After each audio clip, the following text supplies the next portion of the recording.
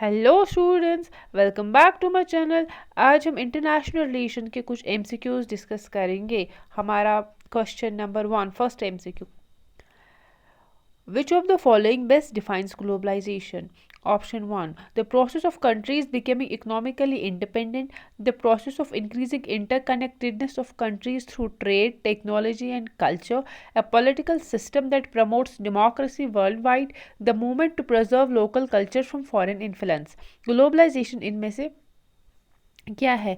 ये एक प्रोसेस है जिसके ज़रिए कंट्रीज जो है वो इकोनॉमिकली इंडिपेंडेंट होती जा रही है, या फिर ये एक ऐसा प्रोसेस है जो इंटरकनेक्टेडनेस कंट्रीज में क्रिएट कर लेता है through technology, trade and culture, या फिर ये प्रोसेस है टू प्रमोट द डेमोक्रेसी या movement to preserve the local culture.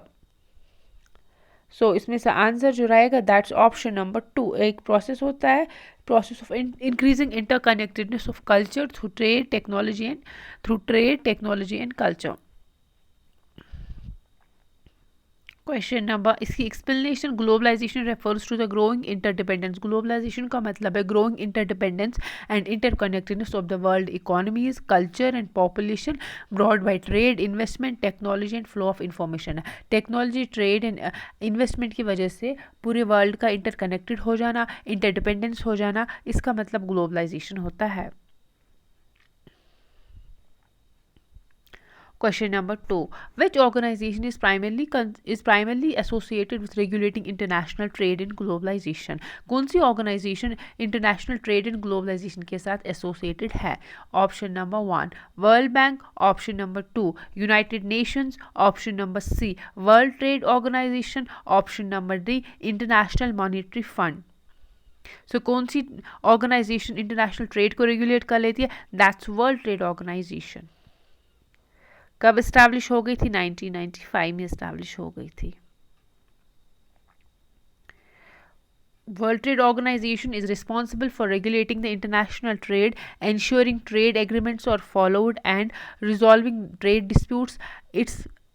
It plays a central role in the globalization of economies. World Trade Organization responsible है international trade को regulate करने में, international trade को रेगुलेट करने में, trade agreements को follow करने में, एंड ट्रेड रिलेटेड जो भी डिस्प्यूट्स हैं इनको रिजॉल्व करने में, और इंपॉर्टेंट रोल प्ले कर लेते हैं इन globalising of economies. Question number 3. One of the key criticism of globalization is that globalization का criticism इनमें से कौन सा है? Option number 1, it promotes international cooperation. Option number 2, reduces poverty equally across all countries. Option number C, increases inequality between developed and developing nations. Option number D, encourages cultural exchange. Globalization का criticism ये है कि ये international cooperation को promote करता है, या फिर ये कि ये जो है पॉवर्टी को रिड्यूस कर लेता है, या फिर ये कि ये इकोनॉमिक इनइक्वालिटी को क्रिएट कर लेता है between the developed and developing Nations, या फिर ये कि ये प्रमोट कर लेता है कल्चरल एक्सचेंज। इसका जो आंसर है दैट्स ऑप्शन नंबर 3 रहेगा। दैट इज कि ये क्या कर लेता है, ये इनइक्वालिटी जो है डेवलप्ड एंड डेवलपिंग कंट्रीज में ज़्यादा बढ़ा देता है। इसकी एक्सप्लेनेशन पढ़ते, while the globalization brings growth opportunities, critics argue that it widens the gap between the rich and poor nations. ये rich and जो बहुत rich nations है and जो poor nations है, इनके बीच में जो gap है ये इसको increase कर लेता है, as benefits often flow disproportionately to developed countries and multinational corporations है। क्योंकि जो ग्लोबलाइजेशन के बेनिफिट्स है वो किसको ज़्यादा बेनिफिट कर लेता है? ग्लोबलाइजेशन वो डेवलप्ड कंट्रीज़ को, और जो मल्टीनेशनल कॉरपोरेशंस है उनको बेनिफिट कर लेता है। Question number 4. The spread of global popular culture such as Hollywood movie, fast food और social media trends is an example of, ये जो ग्लोबल कल्चर बन रहा है, ये जो ग्लोबल कल्चर बनता जा रहा है, ये किसकी एग्जाम्पल है? Option number 1, political globalization. Option number 2, economic globalization. Option number C, cultural globalization. Option number 4, economic globalization. So ये किसकी एग्जाम्पल है? कल्चर की बात की है तो इकोनॉमिक ग्लोबलाइजेशन, कल्चर की बात है तो कल्चरल ग्लोबलाइजेशन आंसर रहेगा। Cultural globalization refers to the worldwide spread and mixing of ideas, values and cultural products. Hollywood films, global brands and online platforms are major contributors. Cultural globalisation का मतलब कि world जो है उसके जो ideas होते हैं वो स्प्रेड होते हैं, वह जो कल्चरल प्रोडक्ट्स है वो भी अब दूसरे कंट्रीज़ में, मतलब एक कल्चर की जो प्रोडक्ट्स है वो अब दूसरे कंट्री में भी उनको वैल्यू देने लगे। जो हॉलीवुड फिल्म्स हो गई थी, ग्लोबल ब्रांड्स हो गई थी, ऑनलाइन प्लेटफॉर्म्स जो है they are the major contributors. Question number 5. Which of the following is a positive impact of globalization? Globalization का positive impact बताना है. Option number 1, loss of local industries. Option number 2, increase in unemployment in all countries. Option number C, greater access to technology and innovation. Option number D, widening economic inequality. Positive impact बताना है. इसकी वजह से कि हमारी industries ख़त्म हो गई, इसकी वजह से हमारा अनएम्प्लॉयमेंट इंक्रीज हो गया, इसकी वजह से हमें greater access to technology and innovation मिला, या फिर इनकम इनइक्वालिटी क्रिएट हो गई। इसका जो आंसर रहेगा दैट्स ऑप्शन नंबर सी। इसकी वजह से हमें access to technology and innovation मिला, और बाकी जो है वो सब नेगेटिव इम्पैक्ट्स है। पॉजिटिव इम्पैक्ट तो यही है।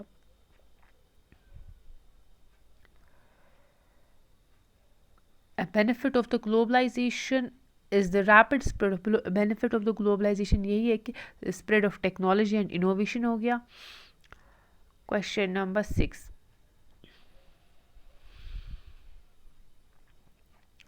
The primary objective of United Nations at the time of its establishment in 1945 was, United Nations जब establish हो गया 24 अक्टूबर 1945 में establish हो गया, और इसका ऑब्जेक्टिव क्या था? बहुत इजी क्वेश्चन है। Option number 1, promotion of free trade. Option number 2, maintenance of international peace and security. Option number C, regulation of global finance. Option number D, protection of the environment. Main name क्या था international United Nations का? That's maintenance of international peace and security. United Nations was founded after the world war second के बाद establish हो गया, ताकि दुनिया में और कोई वर्ल्ड वार ना हो जाए, पीस मेंटेन करने के लिए और फोस्टरिंग द इंटरनेशनल कोऑपरेशन के लिए यूनाइटेड नेशंस इस्टेब्लिश हुआ था। Bretton Wood institutions refers to Option 1, World Bank and IMF. Option 2, United Nations General Assembly and Security Council. Option C, World Trade Organization and UNDP. Option 4, NATO and OECD. So the right answer is World Bank and IMF, option number 1. IMF and World Bank were created in कब बने थे? 1944 में बने थे, Britain would conference में बने थे। And provides the it regulates the international monetary cooperation को भी रेगुलेट कर लेते हैं, एंड फाइनेंशियल असिस्टेंस भी प्रोवाइड कर लेते हैं। Question number 8. Which international organization replaced the General Agreement on Tariff and Trade in 1995? Option number 1, World Bank. Option number 2, World Trade Organization. Option number C, IMF. Option number 4, United Nations Economic and Social Council. GATT को किसने replace किया? It's option number B, World Bank, World Trade Organisation. 1995 में इसने इसको replace किया। पहले ये gate थी, फिर बाद में वर्ल्ड ट्रेड ऑर्गेनाइजेशन बन गई। Question number 9. The primary role of International Court of Justice. Primary role है International Court of Justice क्या है? Option number 1, prosecute the individuals for war crimes. Individuals को prosecute कर लेना. Option number B, settle the legal disputes between states and give advisory opinions. Option number C, oversee peaceful operations. Option number 4, monitor nuclear disarmament.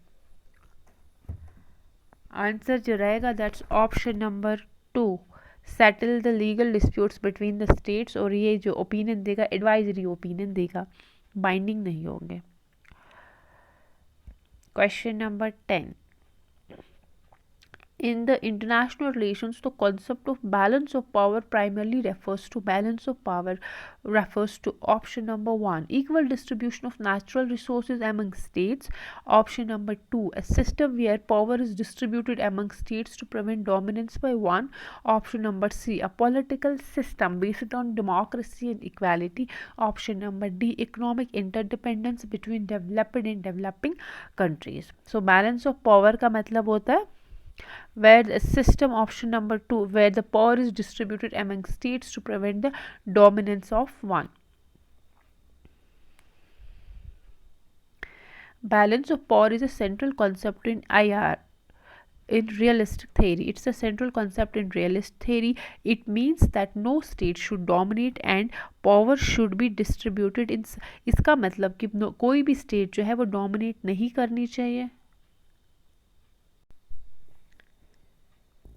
and power should be distributed in such a way that stability is maintained in the international system, and power जो है वह ऐसे distribute होना चाहिए कि international system में एक stability जो है वो maintain रहनी चाहिए. Question number 11. Which famous realist scholar is most associated with balance of power theory? Balance of power theory से कौन realist scholar associated है? Option number 1, Immanuel Kant. Option number B, Karl Marx. Option number C, Morgenthau. Option number 4, John Locke. So इनके साथ associated है option number C, Morgenthau. Morgenthau, a leading realist thinker, emphasized balance of power as a mechanism for maintaining the order in an anarchical international system. Morgenthau के according balance of power जो एक mechanism है जिसकी वजह से हम order establish कर सकते हैं कहाँ पे anarchical international system में. Question number 12. In international relations, social constructivism emphasizes. International relations में social constructivism किस चीज़ पे जोर देता है? Option number 1, distribution of military power को distribute कर लेना. Option number 2, role of social norms, ideas and identities, social norms, identities का role. या option number C, economic interdependence between states. Option number D, technological superiority of nations. So इसका जो answer रहेगा that's option number B, role of social norms, ideas and identity. Social constructivist emphasise कर लेता है. The role of social norms and identities इस shape इनकी social constructivism के according international politics जो है it is not shaped only by the material power. ये सिर्फ मटेरियल पावर के थ्रू ही शेप नहीं होता है, लेकिन जो आइडियाज़ होते हैं, नॉर्म्स होते हैं, वो भी इसको शेप कर लेते हैं. Question number 13. According to social constructivist, anarchy is what state makes of it was argued by. ये statement किसने दिया था social constructivism के related? Option number 1, Kent Walters. Option number 2, Alexander Wendt. Option number 3, Hans Morgenthau. Option number 4, Robert Coheny. So the statement was given by Alexander Wendt ने दे दिया था. challenged the Alexander Wendt challenged the realistic assumption of anarchy. इन्होंने realistic assumption of anarchy को challenge करके कर दिया. realistic assumption of anarchy क्या था कि international system जो है वो inherently anarchy international system में inherently conflict है. इन्होंने बोला कि that the meaning of anarchy depends on state interaction and the shared understanding.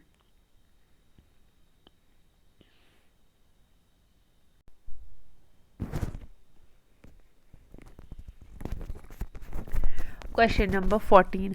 The first great debate in international relation was mainly between. International relations में जो पहला great debate था वो किनके between था? Option number 1, realists and Marxists. Option number 2, realists and idealists.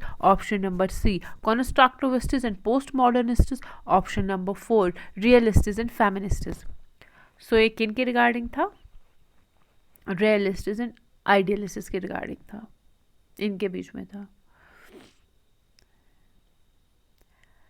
जो interwar period था, interwar period किसको कहते हैं? जब first world war and second world war के बीच का जो टाइम पीरियड था that's called as interwar period. Idealists promoted the peace. Idealists जो है वो पीस को प्रमोट करने की कोशिश कर लेते थे इंस्टीट्यूशंस के जरिए, वाइल द रियलिस्ट्स ट्रस्टेड द. रियलिस्ट्स किस पे फोकस कर लेते थे? वो पावर पॉलिटिक्स के भी पे फोकस कर लेते थे. सो इन दोनों के बीच में डिबेट चल रहा था, रियलिस्ट्स के बीच में एंड लिबरलिस्ट्स के बीच में. Question number 15. Which of the following is not a core assumption of social constructivism? Social constructivism का कौन सा core assumption नहीं है? Option number 1, identities and interests of states are socially constructed. Option number जो identities and interests of the states होती है वो socially बनाई जाती है। Option number 2 norms influence state behaviour. Option number C material capabilities alone determine state actions. Option number D social interaction shape international reality. Answer जो रहेगा that's option number C material capabilities जो है वो determine नहीं कर लेती है social, alone does not determine the social action. This is a realistic assumption, ये रियलिस्टिक एजम्पशन है कि दैट मटेरियल कैपेबिलिटीज जो है वो अलोन डिटरमाइन करेंगे स्टेट एक्शंस को। Question number 16. The policy of forming alliances to counter a strong power is an example of। एक policy जिसमें से हम अलाइंसेस बना लेते हैं to counter a strong power. अगर कोई स्ट्रॉन्ग पावर है इसको काउंटर करने के लिए हम अलाइंसेस बना लेते हैं तो इसको हम क्या बोल देते हैं। Option number 1 bandwagoning. Bandwagoning हमने कल के क्लास में पढ़ा। Option number 2 balancing. Option number C isolationism. Option number D unilateralism. Bandwagoning होता है जब कोई कंट्री जो होती है, स्ट्रॉन्ग कंट्री जो होती है, छोटी छोटी स्टेट्स जो होती है वो उसके साइड में आ जाती है अपने आप को प्रोटेक्ट करने के लिए। सो बैलेंसिंग जो है ये एक प्रोसेस है जिसमें से एक किसी बड़ी स्ट्रॉन्ग पावर को काउंटर करने के लिए छोटी छोटी स्टेट्स जो है वो अलायंस बना लेती है। आइसोलेशनिज्म तो अकेला रहना, बिल्कुल अलग हो जाना।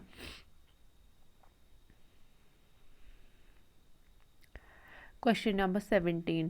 Who among the following is regarded as leading proponent of national interest as a core of international politics? इनमें से किसने national interest को core of international politics consider किया? Option number 1 Immanuel Kant, option number 2 Hans Magenthau, option number C Woodrow Wilson, option number 4 Karl Marx।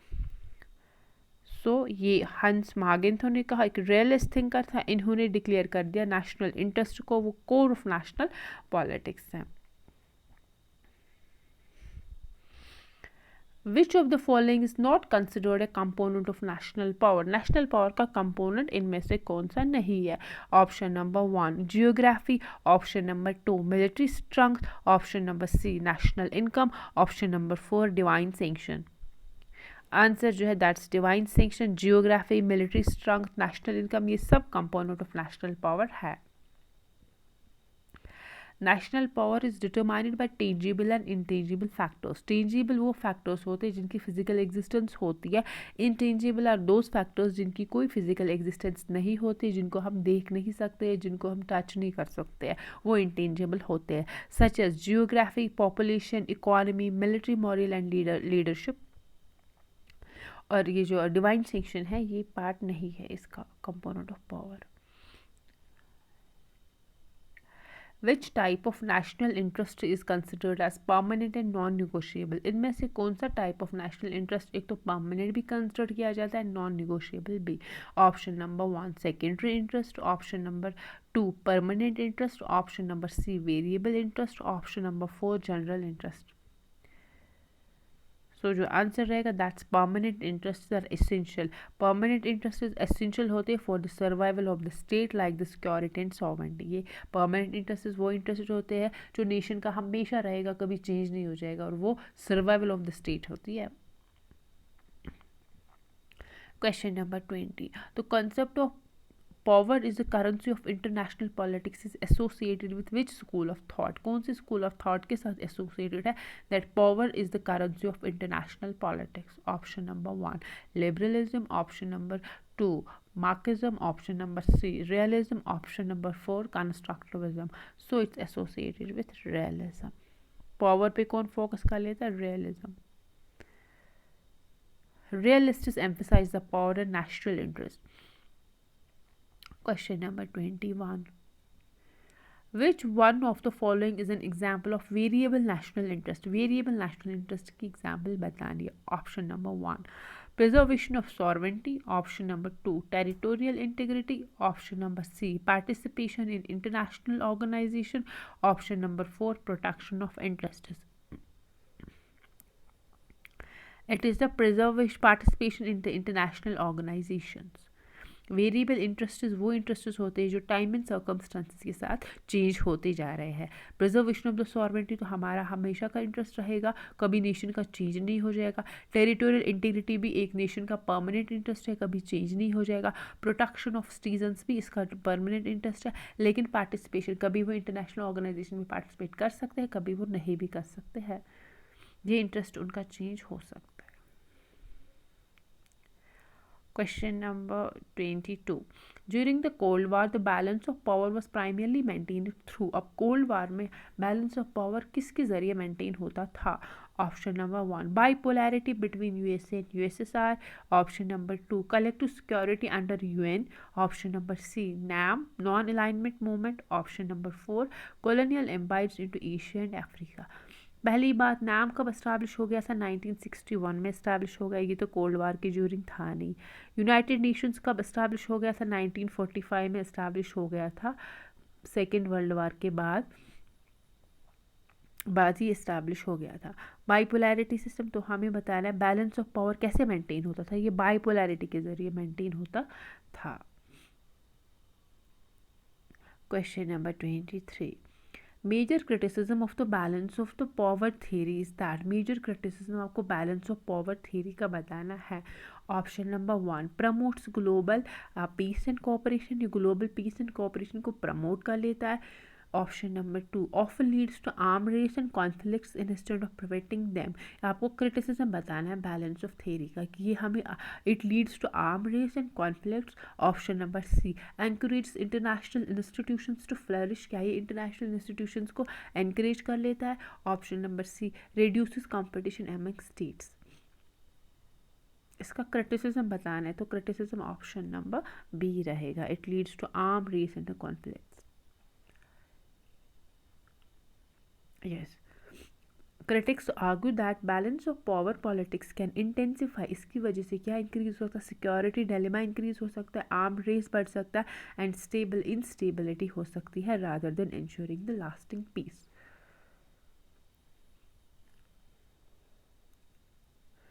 Question number 24. Politics among the nations struggle for power and peace किसने लिखी थी ये book? Option number 1 Hans Morgenthau. Option number 2 Kenneth Walters. Option number C Hadley Bull. Option number 4 E.H. Carr. So politics among nations was written by Hans Morgenthau.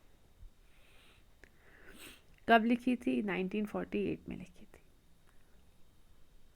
Option number 2। Question number 25. Sorry, Man State and War 1959 की text in IR was written by Man State and War किन्होंने लिखी थी? Option number 1 Kenneth Walters. Option number B Robert Keohane. Option number C John Burton. Option number D Morton Kaplan. So it was written by Kenneth Walters,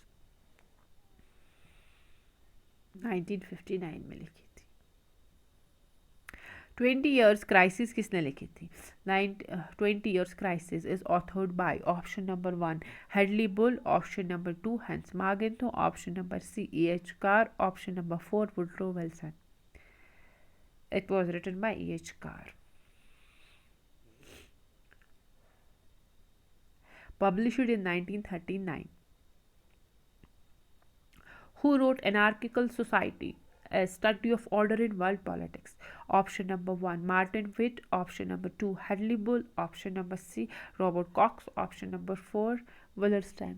So it was written by Hadley Bull. Hadley Bull Anarchical Society. 1977 में develop की थी। After hegemony, cooperation and discord in world political economy was written by After hegemony, cooperation and discord in world politics. Option number 1 Robert Kohani. Option number 2 Joseph Nye. Option number C Susan Strange. Option number 4 Stephen Kressner. So it was written by Robert Kohani. Robert कोहनी और Joseph Naik की दूसरी book थी power and interdependence, आपको याद रख दिया। Publish कब हो गई थी? 1984 में पब्लिश हो गई थी। It argued that international cooperation is possible even without the hegemony. ये आर्ग्यू करती है ये थ्योरी कि दैट इंटरनेशनल, इस बुक में लिखा गया है कि दैट इंटरनेशनल कोऑपरेशन जो है वो पॉसिबल है even without हेजोमन। Question number 29. Who is the author of the Social Theory of International Politics? Social Theory of International Politics किसने लिखी थी? Option 1 Alexander Vance, option number 2 John Ruggie, option number 3 Martha Feinmore, option number 3 Nicholas Ons. It was written by Social Theory of International Politics, Alexander Vance ने लिखी थी.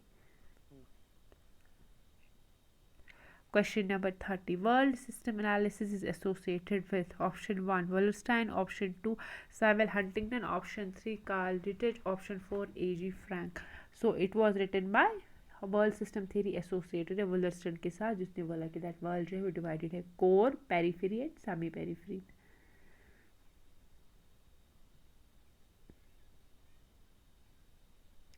Who wrote the Tragedy of Great Power Politics? Tragedy of Great Power Politics किसने लिखी थी? Option number 1 Kenneth Walters, option number 2 John Mearsheimer, option number C Barry Buzen, option number 4 Charles Tilly. So it was written by John Mearsheimer. Offensive realist था या defensive realist था? John Mearsheimer जो था वो offensive realist था. Power and interdependence, अभी मैंने इसी की बात की. Is a landmark text in, ये किस वाले स्कूल ऑफ थॉट से बिलोंग करती है? Option number 1 new realism, option number B new liberalism, option number C English school, in option number 4 constructivism. So ये किसके साथ एसोसिएटेड है? न्यू लिबरलिज्म के साथ. सो गाइज ये था आज हमारा लेक्चर पसंद आया हो चैनल को सब्सक्राइब कीजिए, लाइक कीजिए, शेयर कीजिए. Thank you.